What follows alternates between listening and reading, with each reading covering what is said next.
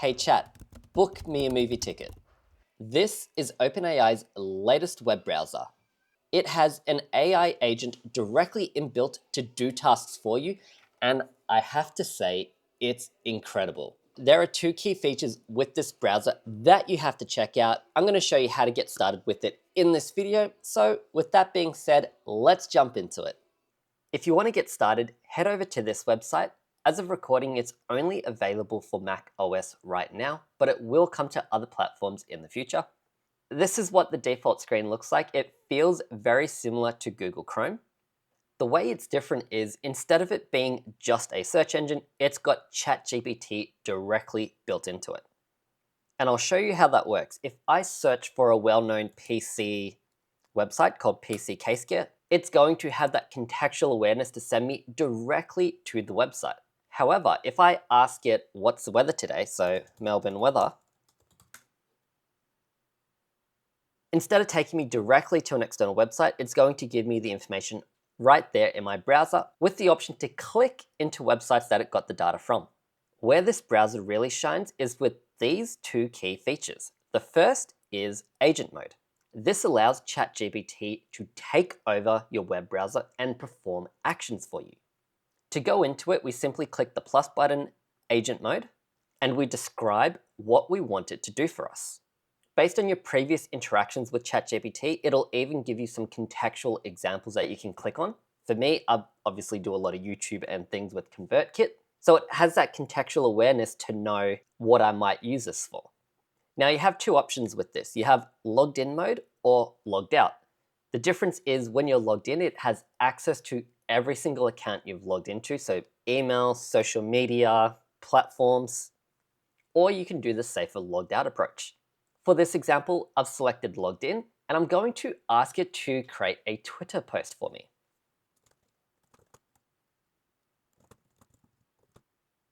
So I'm going to ask it to just make a simple Twitter post.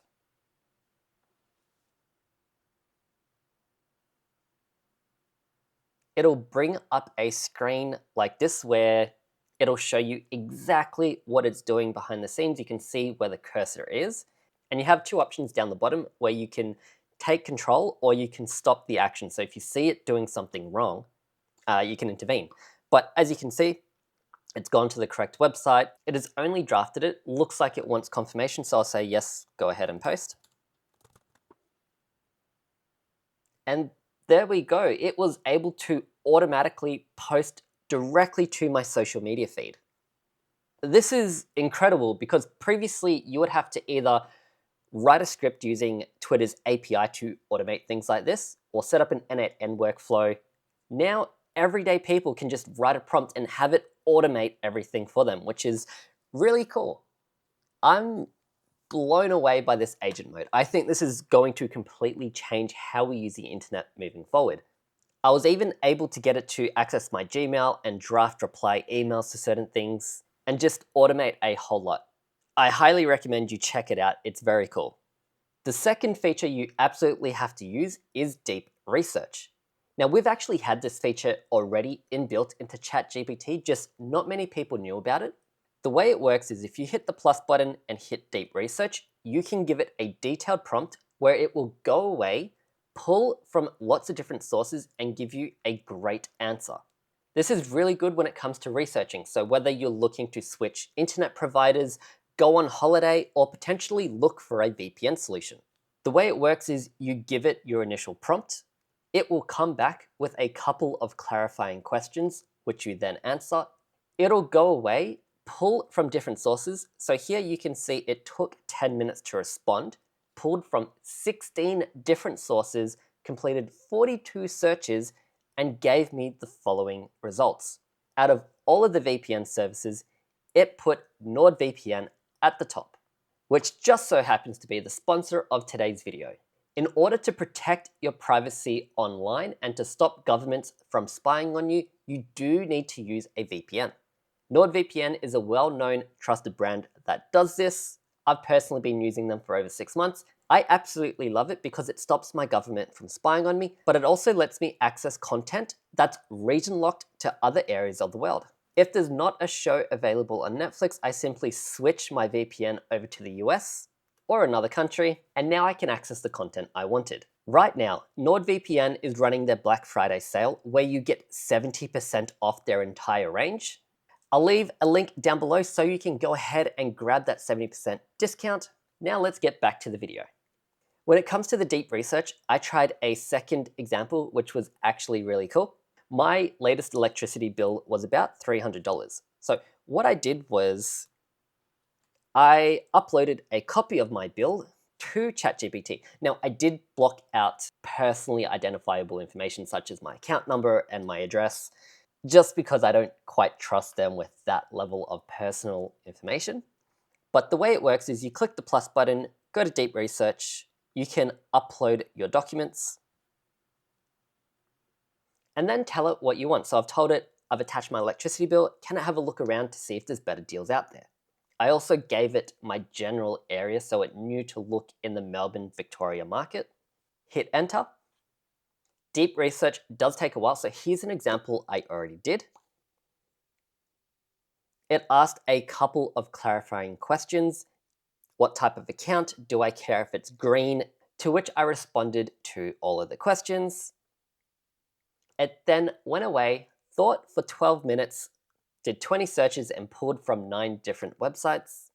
The impressive part is it came back with a list of retailers that I should check out, gave me a table format of both the monthly cost I would expect based on my current usage as well as the annual savings that I would get.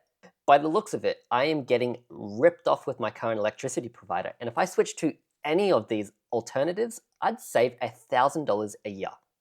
It's been a while since I've switched companies, so I'm currently paying that loyalty tax. I'm very guilty of this, where I just stay with the company for years because I'm too lazy to switch. I do this with gas, electricity, insurance, my home loan, everything. But now I can get ChatGPT using deep research to, number one, find the best plan, but then number two, switch over to agent mode. And instead of me having to go out and fill out the onboarding form, I can get the web browser to do it all for me. And that is mind-blowing. I think this is genuinely going to change how people use the internet moving forward.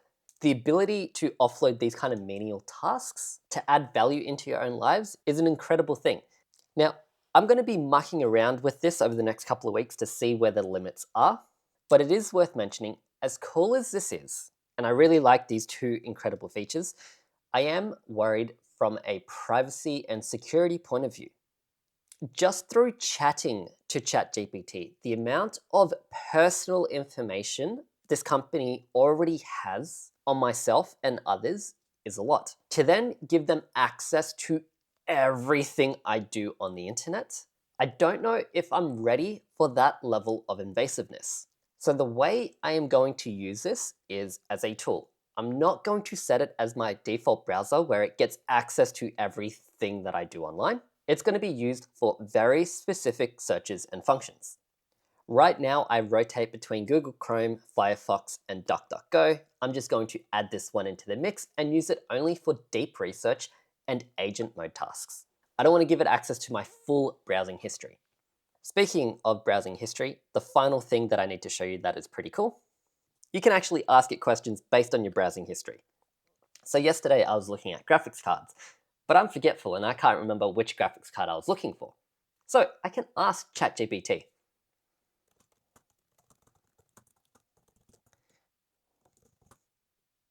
I forgot, you have to hit the plus button and go to browser memory and then ask the question. And then this will give ChatGPT the ability to search your previous searches. And it's absolutely correct. I have been looking at graphics cards for a while now. Now, obviously, you're not likely to forget something you did just yesterday, but this is useful if you want to go back 3 months ago and you're like, maybe I was looking at this particular website or library or something that you had forgotten about. The ability to go back in time like this is super handy. So that's been ChatGPT Atlas in a nutshell. If you have any questions or you'd like me to test anything out, let me know in the comments down below. As always, thank you guys so much for watching, and I'll catch you in the next one.